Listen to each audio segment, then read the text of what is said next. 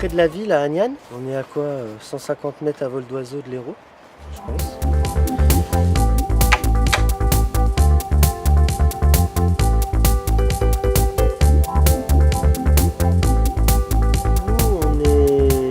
On travaille essentiellement au marché de Saint-Martin-de-Londres, donc en vente directe, au détail. Et à côté, on fait les paniers. Et à côté, on fait que du demi-gros. Voilà, ça, en fait, ça nous permet de vendre des quantités assez importantes de légumes. Voilà, et en une fois, faire une commande qui peut avoisiner un tiers ou la moitié d'un marché, quoi. Donc c'est intéressant.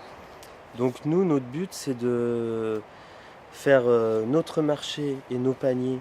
Ouais, on est entre 10 et 20 paniers par semaine, ça nous convient bien. On fait un marché par semaine qui nous convient aussi. Et à côté, tout ce qu'on peut faire en demi-gros avec les restaurants et les boutiques que je vous ai cités, voilà, je pense qu'on peut arriver à trouver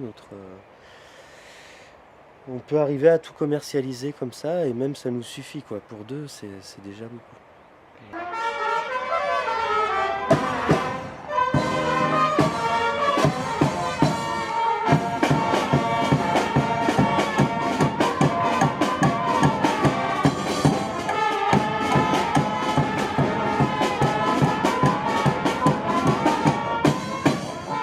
Il mangera des bons produits, ce petit.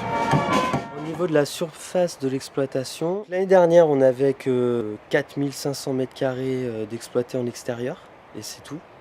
Et cette année on a 1500 m² de serre, et on a dehors 1,5 hectare qu'on n'a pas exploité encore totalement. Et en 2015 normalement on aura 2 hectares en extérieur, plus les 1500 m² de serre. On essaye d'avoir une grande diversité de légumes pour d'abord pour le stand du marché, et après pour les restos s'il y a assez en quantité. Et donc on fait plusieurs variétés de choux, du chou-fleur, du romanesco, du chou lisse, du frisé, du chou rave, du chou chinois. Donc ça c'est la première cueillette des choux raves. Le chou rave violet. Bon, ça fait une dizaine d'années que j'ai découvert le maraîchage.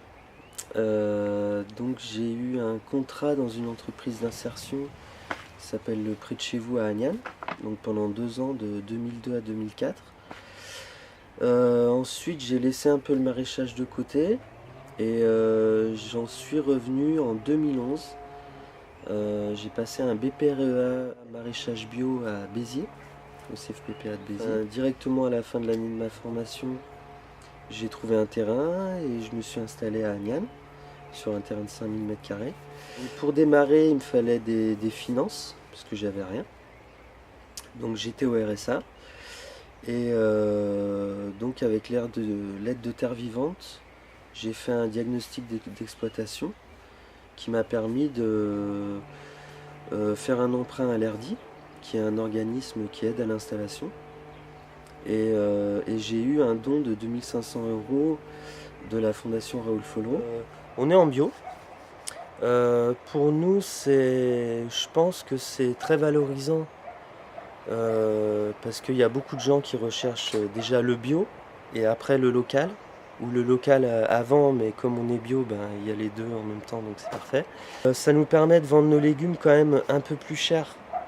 Enfin, c'est-à-dire de rentrer un peu plus dans nos frais que si on n'était pas en bio. Même si ça a un coût, c'est quand même intéressant pour nous. Et puis bon, de toute manière, on fait du bio parce qu'on n'a pas envie de faire du pas bio. Donc on met que des produits utilisables en agriculture biologique, engrais bio, toutes les semences sont bio. On a démarré l'exploitation avec 5000 € pour acheter un peu de semences, du terreau, de l'irrigation, une pompe, enfin le minimum pour démarrer. Et voilà, donc on a démarré l'année comme ça. Ça a été assez concluant, on a fait une bonne première année. Et donc ça c'était en 2012.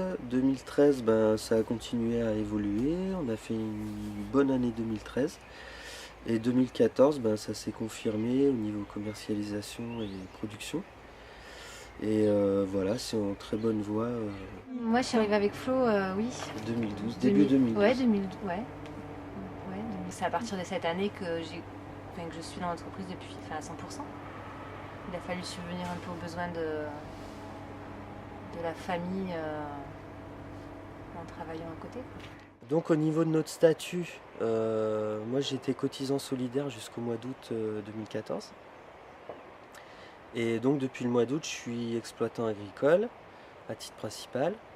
Et ce qui fait qu'à partir de mars 2015, on va avoir un premier appel à cotisation. Donc il faut savoir que c'est un métier dur, mais malgré tout, dès qu'on sort un peu d'argent, enfin dès qu'on commence à produire, on nous en demande, quoi. Alors Terre Vivante nous suit depuis le début, donc depuis début 2012.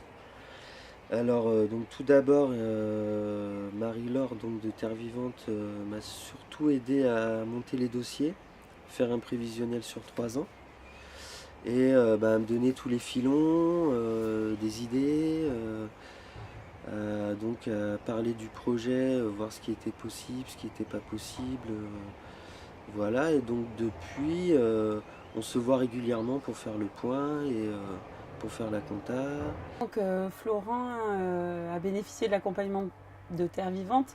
Donc en fait, il est venu voir Terre Vivante. Donc étant au RSA, il a pu faire d'abord un diagnostic de projet avec une personne qui reçoit les premiers arrivants, ceux qui ont un projet, et puis ayant toutes les conditions qu'il faut pour pouvoir s'installer, notamment du foncier et de l'expérience. Ensuite, il est passé à différentes phases de l'accompagnement. Donc il a pu réaliser avec nous un diagnostic de projet qui consiste à chiffrer, à faire un prévisionnel sur au minimum 3 ans pour pouvoir ensuite analyser avec lui la rentabilité du projet et voir comment, dans quelles conditions il peut s'installer, donc quels sont ses besoins financiers, en fonds de roulement mais aussi en investissement, et ensuite imaginer un montage financier, donc à partir soit de ses deniers propres, soit en mobilisant des aides. Donc c'est ce qu'on a fait. On a cherché des sous, notamment du crédit solidaire, donc avec l'ERDI, qui permet aux personnes qui ne sont pas, entre guillemets, bancarisables de pouvoir bénéficier d'un crédit à taux zéro et qui est évidemment beaucoup plus souple qu'un crédit bancaire.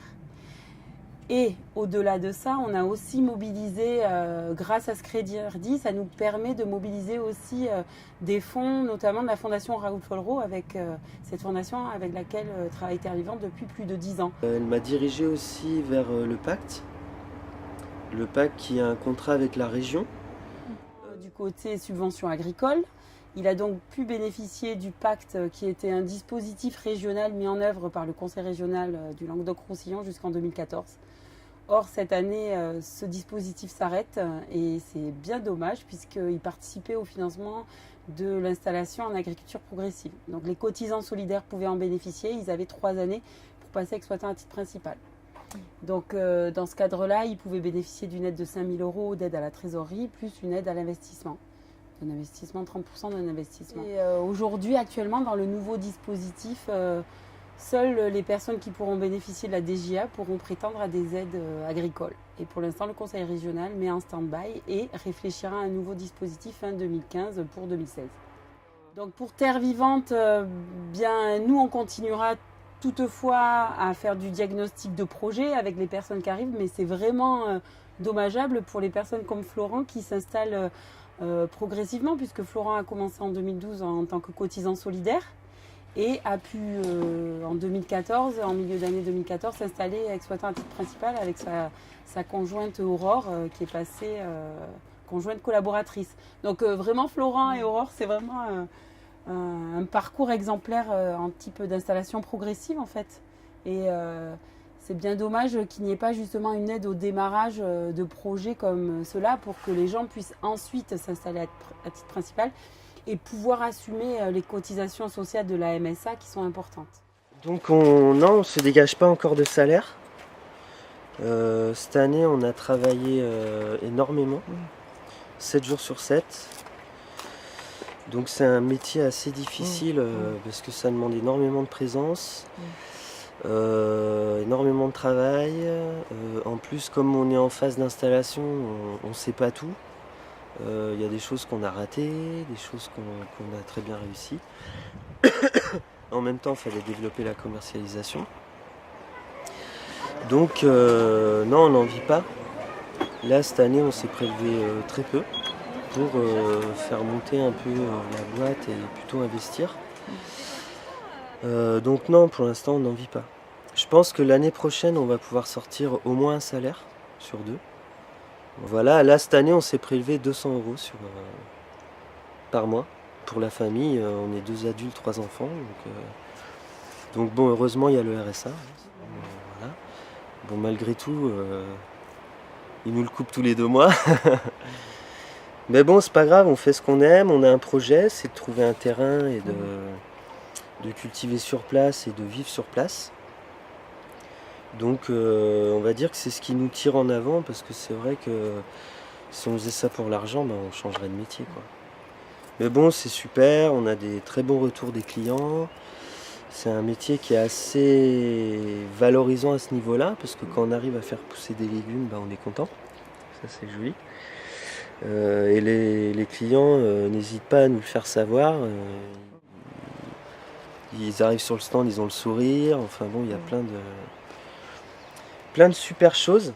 Voilà. Donc ce suivi de gestion en fait se fait et d'une part en individuel mais aussi en collectif. Donc ça permet de créer du réseau entre eux, d'échanger et aussi de faire eux-mêmes leur comptabilité, puisque à Terre Vivante, l'objectif de Terre Vivante, c'est que les porteurs de projets soient le plus autonomes possible et le plus rapidement possible.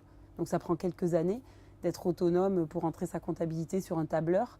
Mais c'est très très important qu'il puisse gérer. Après, on fait une analyse en commun et on regarde s'il a à nouveau besoin d'un crédit solidaire ou s'il a besoin d'un crédit bancaire. Parce qu'au bout de quelques années, quand on commence à retirer des bénéfices, eh ben, on peut se confronter à la banque. En fait, c'est ça l'objectif. Au bout de 2-3 crédits RD, en fait, on propose, quand on veut développer son exploitation, d'aller voir les banques. Et là, avec 3 années d'exercice, 2 ou 3 années d'exercice derrière eux, eh bien, ils peuvent aller voir les banques avec leur compte de résultats et Terre Vivante et eux-mêmes. Et voilà, et parfois, ils ont accès à du crédit et des crédits importants, notamment pour acheter du foncier, pour augmenter leur outil de production. Là, donc, on a perdu pas mal de salade à cause de la pluie qui s'est infiltrée dans les serres. On voit la limite là. Jusqu'à la moitié de la serre, c'était rempli d'eau. Et donc, il y a pas mal de pourriture. Ça n'a jamais séché en fait. Là on n'a pas arrosé et c'est trempé. C'est très fin, ça pique pas, ça se mange râpé en salade ou cuit comme en purée. Et voilà, on a des clients qui sont vraiment adeptes, qui en prennent dès qu'on en a, ils en prennent 4-5